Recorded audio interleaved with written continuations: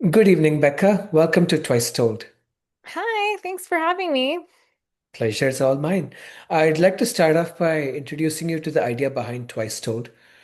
TwiceTold is essentially a conversation between the author and the reader, both of us discussing the book that you've authored and hopefully go home with insights that go beyond writing this book and delve into your personal and professional space as well.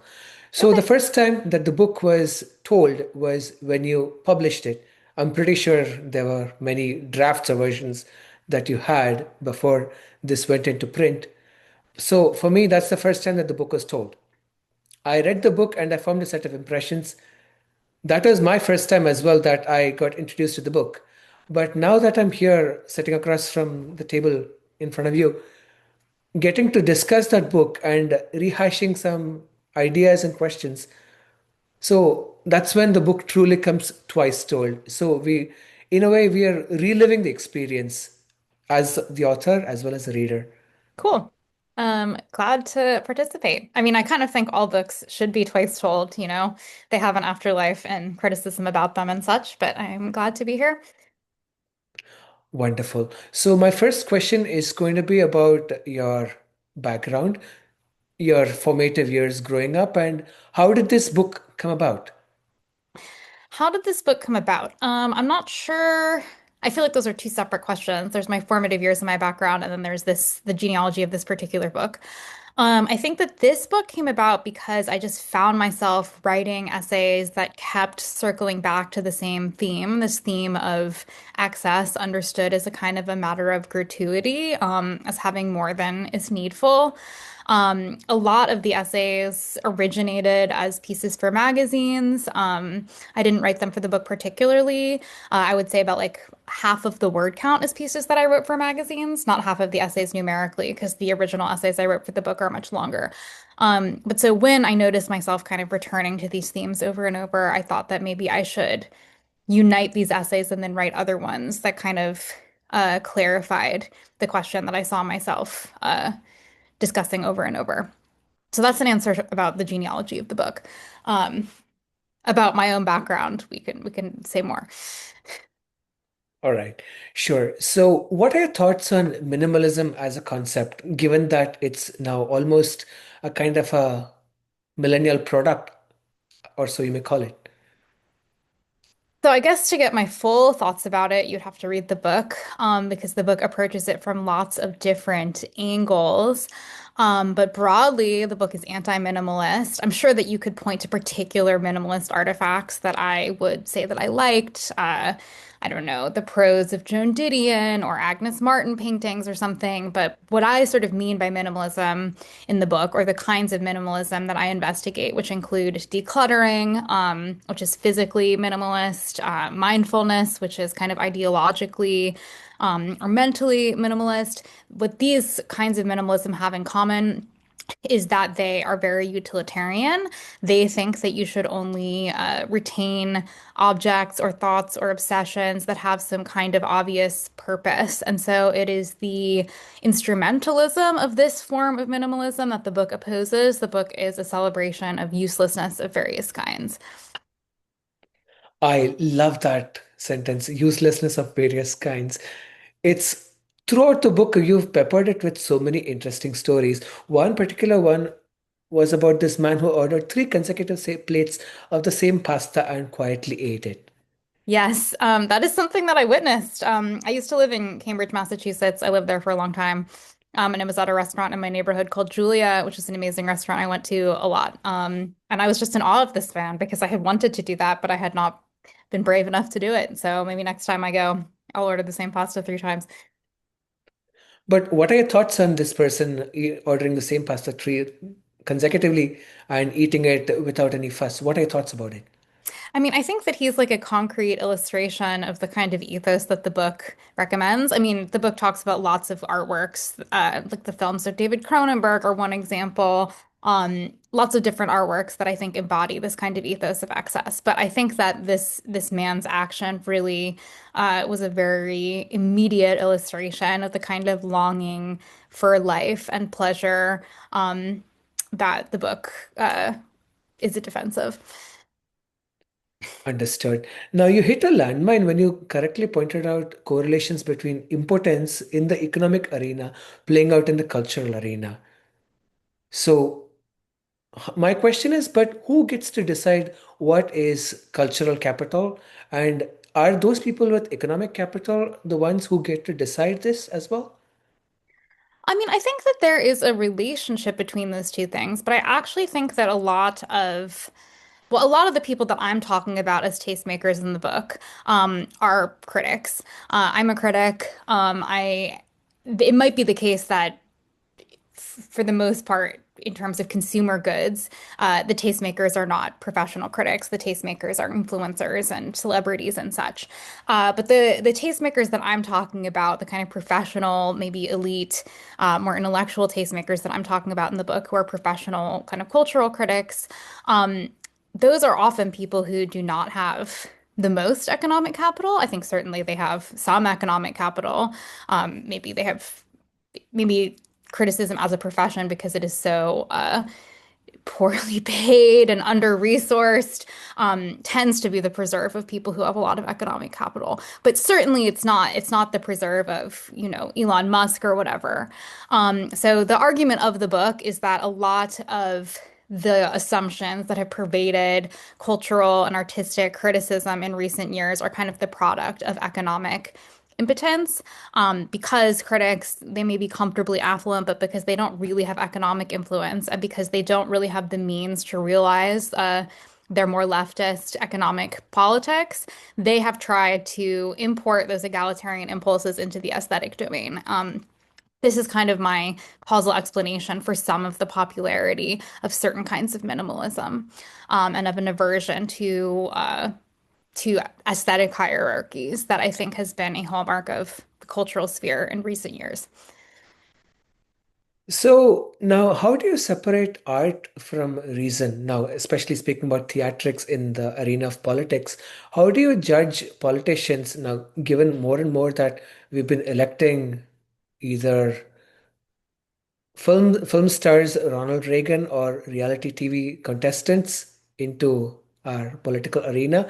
How do you now objectively separate art from politics? I mean, I don't know that I think that there is a distinction. I mean, I think, well, it depends sort of which thinkers you're consulting. I'm not sure that I have a totally clear answer on this. I'd probably have to think about it a lot. But I certainly think that the aesthetics of politics is important and influential. And there are many thinkers who have argued this, like Schiller, the German Romantics. That's an intellectual tradition that's very influential for me. And they think that this kind of ideal polity is one that is aesthetically sophisticated in certain kinds of ways. I certainly don't think that Trump is aesthetically sophisticated, but I do think that his aesthetics is really integral to his politics. So I'm writing an essay about this right now, the aesthetics of liberalism and why they've kind of fallen out of favor. So, I mean, I guess there's a difference between something having aesthetic properties and something being a work of art, but I don't think that it's mistaken to treat politics as an aesthetic practice because I think it is. Understood. One thing that another concept that comes across through the book is this tug of war between complexity and simplicity. So, and historic movements have also seen this play out. Current version now we're seeing is this almost black and white sense of politics in terms of simplicity. But why is it that this we're seeing such a abandonment of complexity? Because in complexity lies nuance and lie so many other actors and diverse factors. I'm not sure why I think there's been an abandonment of nuance. I mean, I could say the kind of cliched things that people are always saying about social media, deadening our aesthetic sensibilities. I mean, I certainly do think that minimalism And some of the most prominent minimalist doctrines tend towards formulas. So like for the book, for the chapter about Marie Kondo, and about decluttering, I read a ton of decluttering manuals, and they are very reductionist. They kind of have rules that you should follow and trying to determine what objects you should keep in your house. And there's no engagement with objects as kind of individual things that might demand different responses from us. They just have a kind of one size fits all rule. For a lot of the books, it's if you don't need it, throw it away. For Marie Kondo, it's if it doesn't spark joy, whatever that means, throw it away. Um, this is similarly true for a lot of the books about mindfulness that I read. For the essay about mindfulness, is like they really favor formulas. I mean, I guess some of the cultural tendencies that push us towards minimalism and push us towards simplicity might also push us towards formulas as opposed to spontaneity, because that often involves kind of superfluity and excess. But I don't necessarily have like a totally comprehensive theory of that. There's probably much more to be said. I understand having a complex theory might take years, even decades possibly to formulate, and in the end might become just another formula, which we are all trying to avoid. One thing I did see, and kudos to you for pointing that out, is that spontaneity is now seemingly missing ever since social media has been on the ascendant. More and more people are conforming to cliques or formulas or set standards that this is right, this is not. Before this, it was just experiment, explore, discover for yourself what works best for you. Yeah, I mean, I think that another problem that I have that I identify in the book with decluttering, which is really just a physical manifestation of this broader like cultural and ideological tendency, is that it renders physical spaces really predictable. It means that you have like sort of total control over the space that you have, and so you're not forced to encounter things that surprise you, which in turn might sort of change the way that you approach things. So the book is kind of a celebration of unpredictable transformations that are occasioned by all kinds of messes, emotional and physical. Speaking about the library behind you, do you have any plans to declutter it? No, I mean it's kind of organized just so I can find things. I mean this is my husband's study, so these books are mostly his. Like he is a social scientist, so these are a lot of books of these social science, sociology, economics, economic history. And we have a lot more books downstairs that are more mine. Philosophy, which is organized kind of in a weird way, but it's kind of by history and nationality. And then I have fiction that's organized by the language in which it was written. And then like sort of miscellaneous nonfiction. So it's organized roughly, but there's definitely tons of books. I mean, I do sometimes get rid of books because as a professional book critic, I am sent so many books that I have like no intention of reading or desire to read. You know, I get like 5 books a day from publishers that I don't ask for.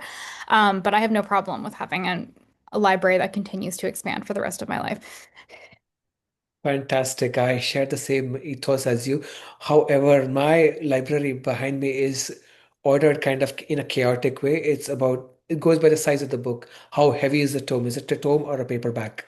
I mean, that's a good way of organizing it too. I mean, I once had like plans to sort of alphabetize, but that's just not, yeah, possible.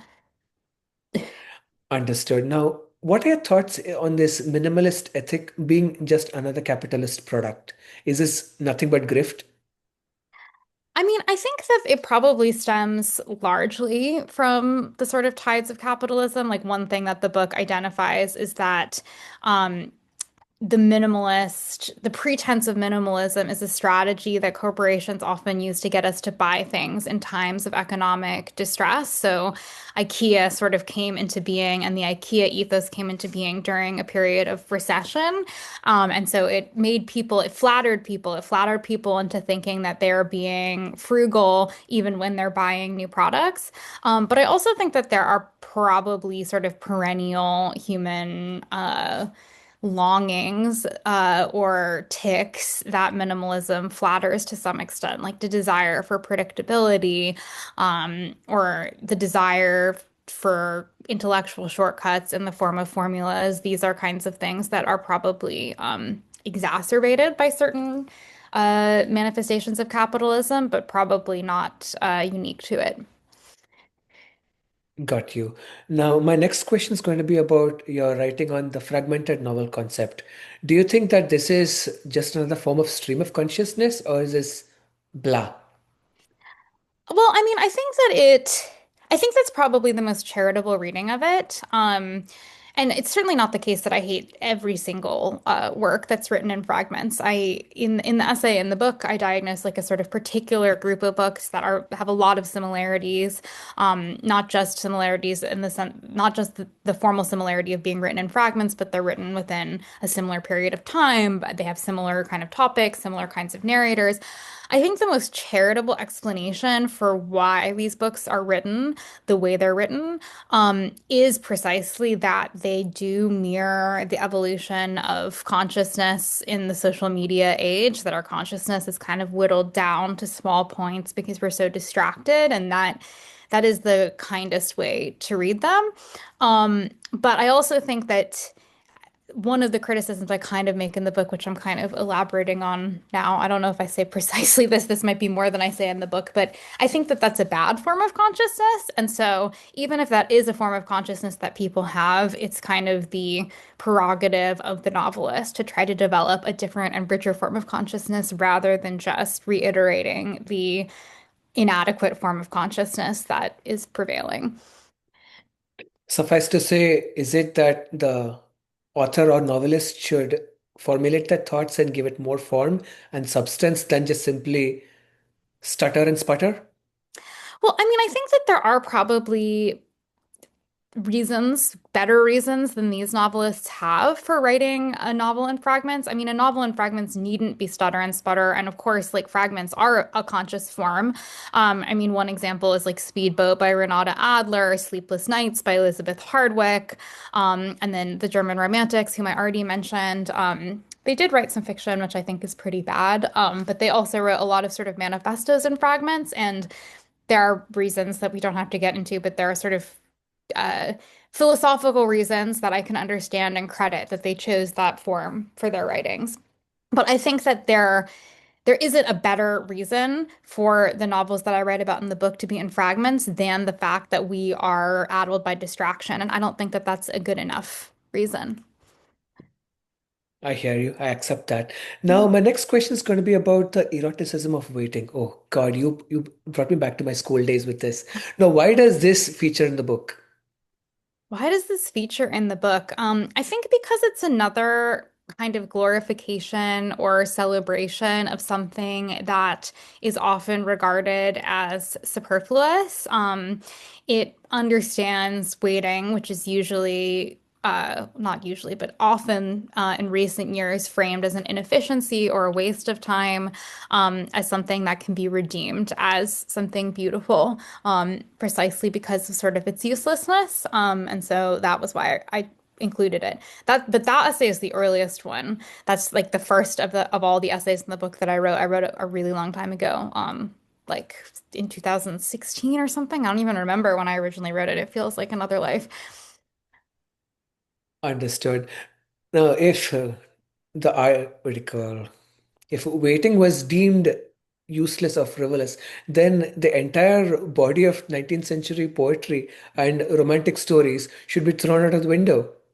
Yeah, I think that that's right. But I think that that's one of the reasons why you have these like short, really pared down books now is people sort of don't have the patience for uh, narrative delays that these kinds of older forms of writing demanded. And so, I mean, the essay is partially a redemption of just romantic waiting, of waiting for a man to text you, but it's also, in a roundabout way, a defense of kind of traditional narrative forms which delay gratification. Fascinating. Now, if this waiting were to be pared down and you focus straight on action, isn't that then technically reducing it almost in a pornographic way then? That you've removed the element of waiting, removed emotion, and just focusing on the here and now and only action.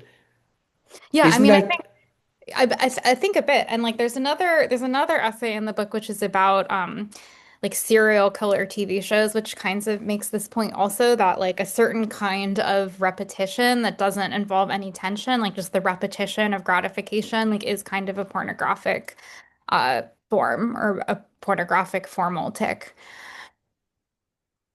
Exactly. Now, my next question is going to be about women waiting for their real or imagined lovers. What are your thoughts on this being a subtle form of patriarchy?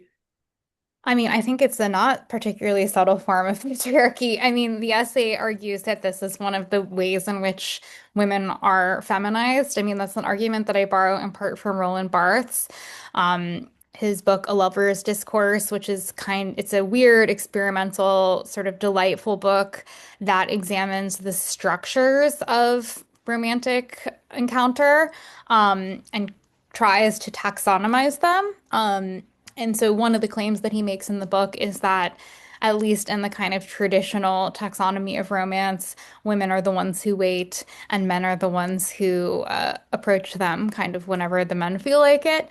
And so he makes the further claim that to be forced to wait is to be feminized. And so this is something that can obviously happen to men, but it is framed as a feminizing experience by a lot of romantic tropes and narratives. But the essay also makes the point in various ways that the fact that women are the ones who are expected to wait, is a manifestation of patriarchy. The fact that women are sort of assumed to be in a lot of narratives passive, recipients of male overtures is also symptomatic of patriarchy. Understood. When you travel across India and Pakistan, so you often come across trucks. They have lyrical poetry or images of women, mostly paintings, handmade paintings of a woman sighing or crying and waiting for her husband or lover Oh with a no. couplet written that when will you come home, dear? Oh my God. I mean, yeah, that's like a very on the nose example of the kind of phenomenon that that essay treats. So that's precisely what came to my mind when I read this essay. And here you go, the resemblances are absolutely head on. Yeah, totally. That's really funny. Yeah, I mean, I think that there's like not that particular phenomenon is not present in the US, but of course there are so many movies and books and whatever in which women are waiting by the phone. That's kind of the stereotypical female posture of waiting for a man to contact her. Understood. Now, in your essay, The Flesh, it makes you crazy. You identify desire as a transformative agent. So, could you tell us about how did you come about with this essay? What did you happen to read about this further, or was this a thought that you developed over years? Yeah, so this was not in the original book proposal. I was really struggling to like start my book. I don't know, even though I write essays all the time and now I write a book review every single week, for some reason, the prospect of actually beginning a book was more daunting. And every October I watch a horror movie every day, or I try to watch a horror movie every day. So I was just watching a ton of David Cronenberg movies. And I became fascinated by them and kind of obsessed with them. And I thought that their sensibility was very aligned with the sensibility of the book. I mean, they're very excessive movies. They really relish the disgusting quality of the body. They're grotesque, but in a really sensual way. And so I just became obsessed with these movies, and I wanted to understand them, and I wanted to understand why they were affecting me so powerfully. And I had also recently read a short book by the philosopher L.A. Paul. In my sort of former life, before I became a full-time critic, I was a philosophy graduate student, and I wrote the book kind of between, like I took a year off my PhD to write the book. And so I had just read this thing by L.A. Paul. Her argument uh, kind of simplified a little bit, is that it's impossible to use the normal structures of rational decision making to make a certain kind of decision about the kind of event that would transform you. And she, in multiple ways, like one, it's impossible to use sort of the standard structures of decision theory to make a decision about something that you can't imagine experiencing. So, you can't know if you want to taste something that you've never tasted because you can't imagine what the taste is.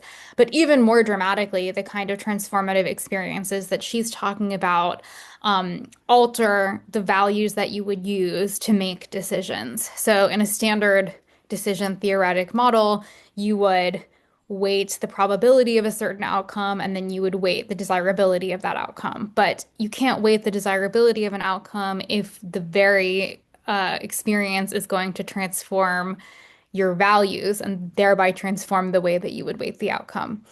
So I thought that this was a pretty good explanation of what is happening in a lot of David Cronenberg's movies, which are about these really dramatic, disgusting, grotesque science fictional transformations. And that essay in particular is about The Fly, which is about the scientist who accidentally transforms himself into a fly because he has invented this special machine teleportation pod, but because he enters the teleportation pod with a fly, instead of just reproducing his molecules, it splices him in the fly.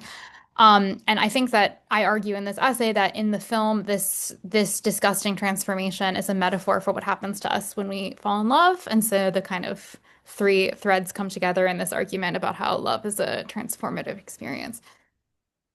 Now, further to transformation, now, can a fulfilled soul demand transformation, or do you believe that transformation requires some sense of emptiness, longing, or waiting?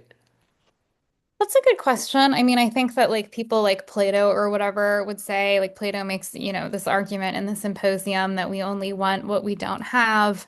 And so once you kind of reach the maybe mystical state that Plato envisions, where you're kind of just in touch with the form of the beautiful, maybe you no longer long for the form of the beautiful. I'm not sure that I take that view. I guess I'm not sure. I don't necessarily want to commit myself, but I think that probably minimally for people on Earth, transformation is an inevitability, and probably because we will never reach a static state.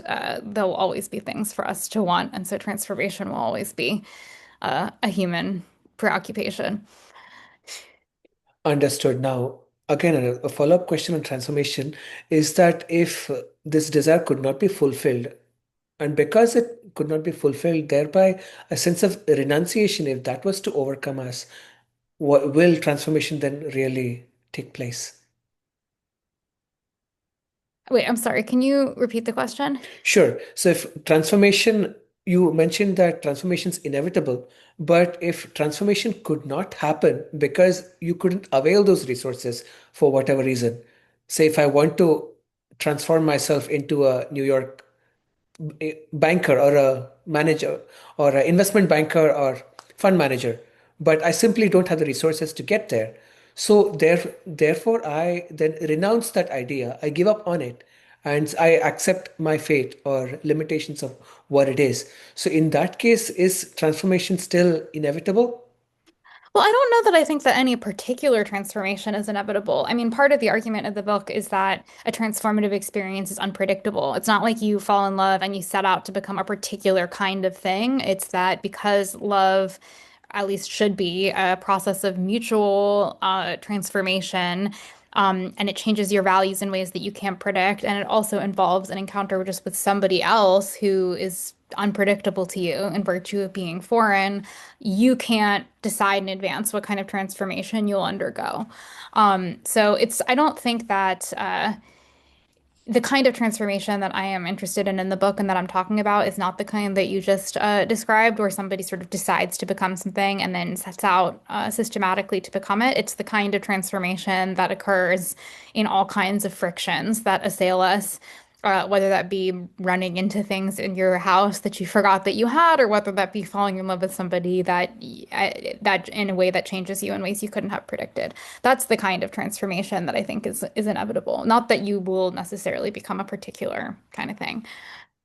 Understood. Now, my next question is going to be about change.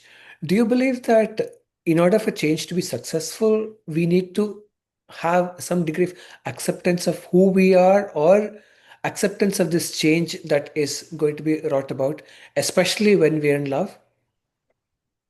Well, I think that depends, I guess, on what it is that you're accepting. I mean, some of the arguments in the book, these arguments that are in favor of kind of artistic hierarchy and arguments that there are certain tastes that are bad. I mean, I don't think that you should accept your bad tastes. I think that this is the argument that has been, I think it's falling out of favor now. My book came out like a little bit over a year ago now, almost 2 years ago now. I think this argument was more uh, prevalent when I was writing the book and when the book came out, but there was a cultural paradigm that kind of exhorted people um, to let people enjoy things. That was the meme that was circulated. And the idea was kind of all tastes are okay. You should accept your tastes. If you like something, you shouldn't interrogate why you like it. You shouldn't chastise yourself for liking something that's bad. So I don't think that those are things about yourself that you should accept. I mean, the book kind of makes an argument that actually there are facts of the matter about which artworks are good or not. It's the task of criticism to identify them and make arguments for them, and it is the responsibility of people to educate themselves and develop better tastes. But I do think that people should be open to fruitful transformation. I guess you transform whether you want to or not, so why not be open to it? Understood. Now, since we spoke about the grotesque, my next question is going to be about killing, the act of killing, as a form of consumption and not consummation. Because the killer is transforming their victims, but not allowing their victims to transform them. So, Yeah, what are your that's thoughts on that? Yeah, so this relates to the essay that we were talking about before, just for listeners. It's this essay about serial killer television shows, in which most of the serial killers are kind of sexual predators who have some kind of sexual fixation on the women that they murder. And so these shows are in some literal way pornographic, but they're also kind of a commentary on like what pornography does or how pornography, I think, is opposed to more artistic modes of consumption. Pornography is a quite utilitarian. Uh, I don't want to call it an art form because I think it's not. I mean, I think that art is useless, and that's the point of it, is there's no particular thing you want to get from it. You come to it not knowing what it's going to give you, not knowing how it's going to change you. Your relationship to art isn't extractive, whereas pornography is kind of the quintessentially extractive medium. There's a particular thing that a viewer wants to get out of it. They come to it, they know what it is in advance, and they get that out of it. And so, I mean, even if you don't take a sort of moralizing view about pornography being evil, it's kind of just the antithesis of art. And so this essay makes this kind of argument, like in the same way that somebody who is kind of killing somebody, that's the ultimate dramatization of somebody changing somebody without being changed in return because they're preventing the other person from exercising any agency. That's kind of what the artistic form of pornography does in distinction to art. I agree to that 100%. I mean, compare and contrast this with hunting for food and subsistence, where the hunter and the hunted both exerted influence upon each other, thereby transforming one another, and according to Native American legends, even becoming part of one another Yeah. through consumption. Yeah, and that's what a more sort of artistic relationship should be like. And I think at its best it is. And that's what I think like critics should be trying to model. They shouldn't be like coming to artworks with one particular desire that they're extracting from the artwork. Understood. On the same vein, I'd like to ask you about your thoughts on the commodification of religion and philosophy in a utilitarian sense. Do you see this happening now more and more, either through self-help or through any other forms of even organized religion forms? I'm not sure if I think that I mean, it's definitely happening. There's definitely a great deal of this. I'm not sure that I am qualified to say whether I think it's happening more now than in other periods of history. The one period of history that I did a lot of research about, and the one particular tradition that I did a lot of research about for the book is the tradition of mind cure, which I argue in the book, is it was a movement in like the mid to late 19th century in America. The view was and it was very popular. It had like this kind of self-help equality. It ended up giving rise to all these very popular familiar artifacts like The term positive thinking comes from this movement. And the basic idea of this movement was that you can affect things with your mind. You can improve your physical health with your mind. You can manifest making money, kind of manifestation. The idea of manifesting something is also a kind of evolution of this idea of mind cure.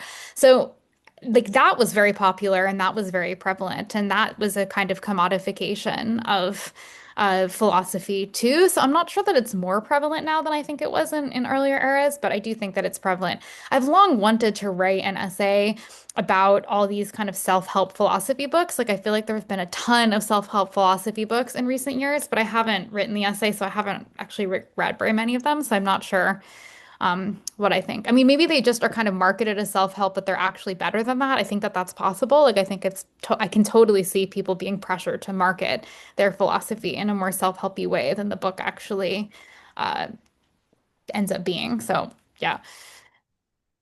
Understood. Now, reading All Things Are Too Small prompted me to think about this. Is that you mentioned about the formulaic method and having a fixed solution at light at the end of the tunnel, or a fixed solution which you will get at the end of the day. And I see that kind of commodification in religion as well as self-help. But doesn't this end up just adding more grief than anything else? Because the participant is not allowing themselves to be transformed in unexpected ways. They have an expected or set final solution that they're expecting through this. And when this doesn't materialize, we get what we have now, discontent. No? Yeah, well, I mean, I think it depends like what you think people sort of want from religion. And this is not really in the book, but and I maybe if I thought about this more, I would change my mind. But off the top of my head, it seems to me like there's kind of two camps. I mean, there are more moralizing religious people. Like an example of this in America would be the New York Times columnist Ross Douthat. Like they think that the point of religion is kind of to give people rules for living, to prescribe limits. But I think that there's another sort of more mystical camp, which regards the ultimate end of religion as an encounter with the divine that is transformative, and that involves submission to the divine, and it involves all the kind of unpredictability that comes with submission. And that is the kind of religion that interests me more. I mean, I think if what you want from religion is just guidelines for how to live, then this more mystical religion will frighten you. But I don't, I think that the deeper religious impulses in people probably tend towards this more mystical model. Agree with you 100% on this. Now, my next question is going to be about the commodification of mindfulness. Do you believe that this is nothing but a distraction or a coping mechanism to take thoughts and focus away from existing systemic inequalities in society? Yeah, well, so I think that this essay was sort of the most misread in the book. Not that I'm complaining, like the reception of the book was great and I'm really grateful for it. I think so. I did try to say at the beginning of this essay before I launch into all these vitriolic criticisms of mindfulness, I did try to say, like, I think it has a limited purpose. I think that if what you're trying to do is stave off a panic attack, you have a phobia of planes, you have to get on a plane, it would be fine for you to engage in like the practice of mindfulness, or you're afraid of public speaking and you're trying to just kind of quiet your mind before you have to go do a public speaking engagement, you engage in a little bit of mindfulness. So I think that mindfulness has limited uses. I think that the problem is the exaggerated claim that its proponents claims for its benefits that its proponents make on its behalf and the uses to which it's put. So I think that one of the uses to which it is put, at least in America, as evidenced by all of these books that I read about it, is it's often used as a way to silence discontent in the workplace. And it was actually insane to me. Like, I wasn't expecting this. I thought that the books that I read would irritate me for lots of reasons, but I didn't expect them to irritate me in this particular way. But they did, like, almost all of them, an example of the kind of situation that you can't change and that it behooves you to just try to learn how to accept would be working in unjust conditions. And it doesn't even occur to these writers that you could unionize your workplace, like agitate for better workplace conditions, kind of campaign on behalf of justice. Like, I think that the way that mindfulness is often framed in these books is as a matter of broader acceptance, not as a matter of just kind of alleviating a more approximate panic attack, which I think is totally fine. Exactly. No, what you just described sounds more like the definition of fate, the Calvinistic definition of fate, everything's been divinely preordained and you can't do anything, or the Indian caste system is that you have been assigned this rank owing to your previous deeds, which seems like a more a credit card which I didn't subscribe to and I'm having to pay fees for. Yeah, totally. It's exactly that. I mean, I think it's like very fatalistic in these more extreme manifestations. Like I think that there are probably more mild manifestations, but I was surprised that even in these extremely popular, like best-selling books, these are not fringe or extreme examples. They took this stance that was like the ultimate goal of engaging in meditation is to be mindful all the time, which involves kind of just total acceptance. It's like that is a crazy claim, I think. Absolutely agreed. Now, your essay on what it means to love and losing love. So, you mentioned about all forms of love, therefore, must be self-love. Could you elaborate on this? Is this is the last essay, the essay I about guess so. compensation? Yeah, so I mean the claim well the kind of I guess confusion that I had that led me to write this essay is this intuition that I have that it's important for love to be between equals. I mean, I don't really think that I argue that like self-love is necessary for other kinds of love, but one thing that I do argue is that in romantic love in particular, or probably also in like friendship and not between love between parents and children, that's a different kind of love that's asymmetrical, but that there's a certain kind of equality that needs to obtain between two people who love each other in a romantic way in order for it to be the highest form of love. And I was wondering what kind of equality exactly, like what needs to be equalized. Because there are obviously many ways in which it's possible for you and your romantic partner to be unequal. In fact, it's inevitable that you'll be unequal in certain respects. And yet that doesn't seem to be the kind of inequality that would impugn your ability to be in an equitable romantic relationship. So I was trying to kind of come up with a theory of the kind of equality that's necessary for successful romantic love. And I was inspired by this novel, Mating, which is like a great, amazing novel, one of my favorites that's really about this question. One of the only things I've read that's explicitly about this question. What you described sounds like a mature form of love, but which would mean that the person or persons in this equation would have to go through several forms of heartbreak with several other partners because the symmetry between love is never perfect, to be I think honest, that's isn't it? probably true. I mean, I guess what I'm proposing is that this is what philosophers would call like a regulative ideal, which might be something that's never perfectly realized, but that people should strive for anyway. I mean, I don't think it's necessarily true that you would have to go through failed relationships to achieve some approximation of this, but it might be that it's never perfectly realized because people are never perfectly equal, probably along like any dimension. I mean, there are philosophers who would say that people are all morally equal, like they all have the same degree of moral standing or the same degree of moral dignity or something. But one of the claims that I make in the essay is that that's not quite enough. That's more is required of the kind of equality that's necessary for romantic love because if every person in the world is your moral equal, they have the same dignity as you, they have the same standing as you, that includes people that you feel entitled to condescend to in some ways. And those are not among the people that are appropriate romantic partners for you. Understood. On the same tangent, what is your definition of safe and just sex? That's a good question. I don't know if I can do that kind of off the top of my head. I mean, so I guess what I say in the book about this is partially that the sex needs to be between equals in this kind of specialized sense I develop in the final essay is that the kind of equality that's relevant I say is something like conversational equality, like the kind of equality that would allow people to continue to be conversational partners indefinitely. If one person has much more authority than another, they can put an end to a conversation. So the kind of equality that is necessary is this kind of practical equality that allows you to engage in this activity without one person overpowering the other and putting an end to the activity. I think this is more of a metaphor than something literal because conversation is not the primary thing that everybody cares about. It is the thing that I care about in my relationships because I'm a very intellectual person. But you know, if you're a tennis player, maybe it's important for you to be able to play tennis with somebody and sometimes they win and sometimes you win. But if one person always wins, that is a kind of inequality that is anathema to the kind of love I'm thinking about. So That's one aspect, I guess I would say, of justice in a romantic or erotic relationship. Understood. Again, wouldn't this require some degree of introspection, understanding their own desires? But can desires ever be equal? Can both romantic partners desire one another equally? Can their sexual desires be equal ever? I don't know about that. I mean, I guess the claim that I'm making is somewhat separate from that. Like it's consistent in a way with like unrequited love. It's consistent in a way with one person loving somebody else and the other person doesn't love them at all. They could still be equals in this respect, in the sense that they're able to engage in whatever the relevant activity is. In my case, conversation. And neither of them is so much better at it that the conversation sort of comes to an immediate end. It's kind of a practical criterion, I guess. But that's consistent with with all other kinds of inequalities.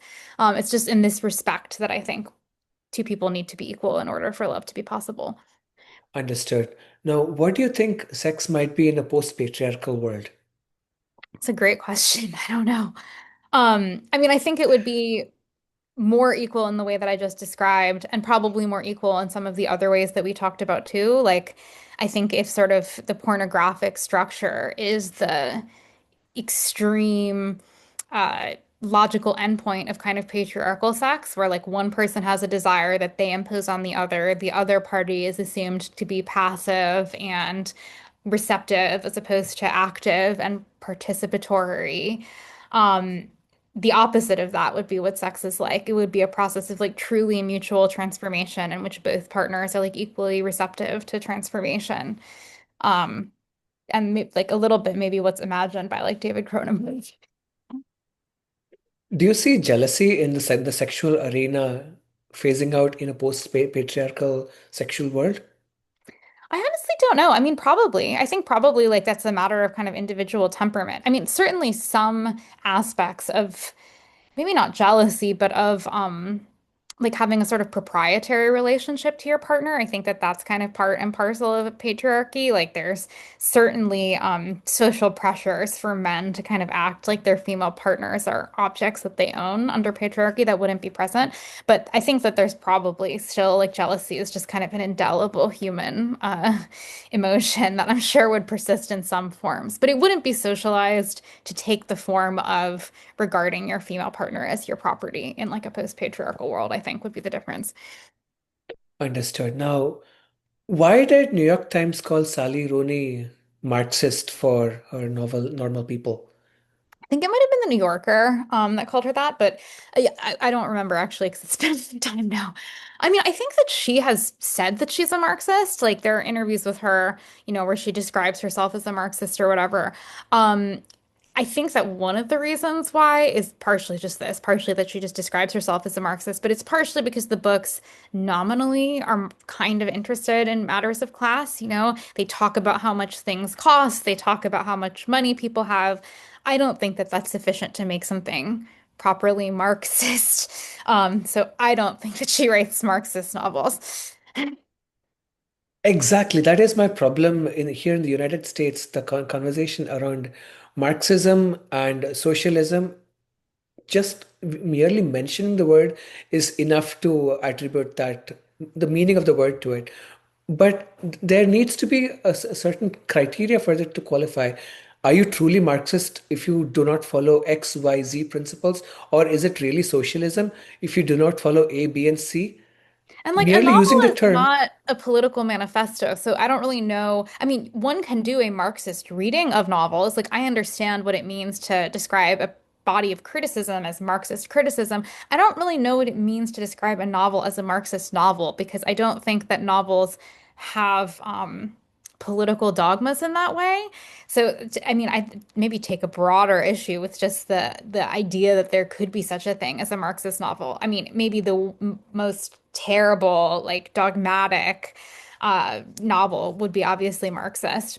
I mean, there are tons of terrible novels written in Soviet Russia, that kind of take this form. But like, I don't love Sally Rooney. I think she's pretty bad. That's one of the arguments I make in the book. But I don't think she's so bad that her novel is kind of just like Marxist propaganda. So I don't really know what it even means to say that it's like a Marxist novel. Understood. Now, 40 odd years after the sexual revolution, we are now seeing literature such as Fifty Shades of Grey and Normal People and this quasi glorification of sadomasochism. Is it safe to say that this revolution has failed us? Well, I mean, I think actually Normal People is kind of like anti Fifty Shades of Grey, or is I think both of these books actually, even though nominally they include sadomasochistic sex, the argument that I make in this essay about Sally Rooney is that they're both actually quite anti-sadomasochistic. They both have this very traditional, conventional view of love. Like they frame sadomasochistic impulses or like any interest in sexual experimentation as the product of pathology. Like the I will confess, I have not read all of the Fifty Shades of Grey books, but in the movies and in the portions of the book that I have read, the basic premise of the book is that Christian Grey is into this stuff because he's traumatized.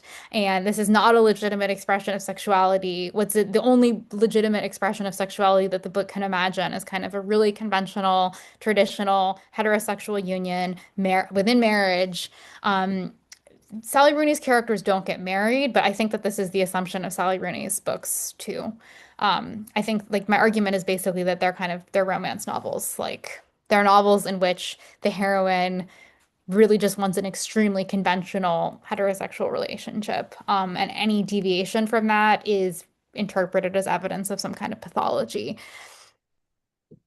So, do you believe that this some in some sense that the liberation revolution has failed us, or we have failed the revolution?